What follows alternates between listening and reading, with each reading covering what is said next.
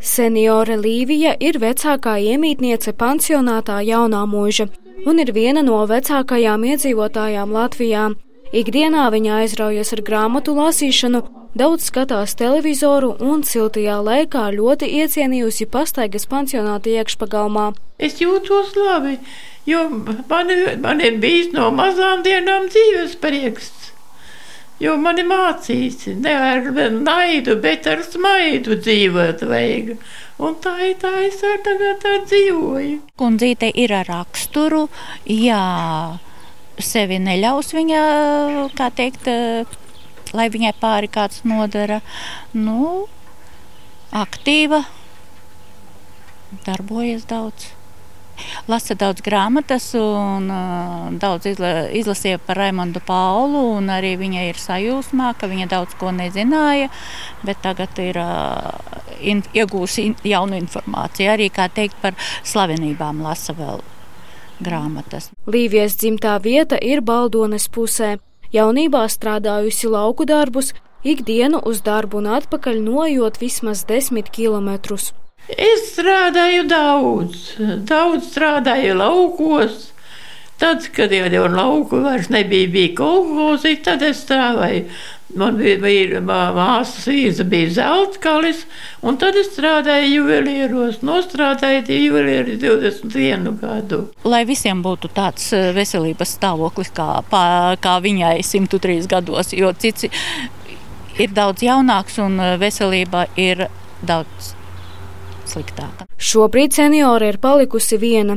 Pirms vairākiem gadiem mūžībā aizgāja vīrs, nesen arī dēls. Tas sliktākais ir tas, ka es esmu tagad viena. Man nav neviena vairs. Grūtāk jau ir, bet ko var darīt?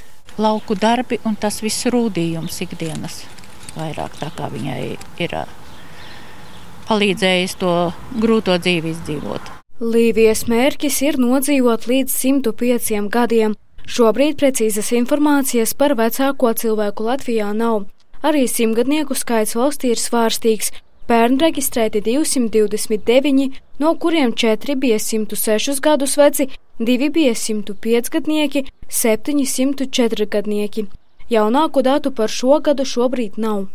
Īpatnēji, bet vislielākais īpatsvars ir pedagogi, un otrs ir leģionāri. Tās ir tās divas cilvēku kategorijas, kuras ir visvairāk pārstāvētas. Un viņi visi ir vēl joprojām ar gaišiem liediem prātiem. Visvairāk simtgadnieki apzināti Zemgales, Rīgas un Kurzemes reģionos, bet vismazāk informācijas ir par Latgali.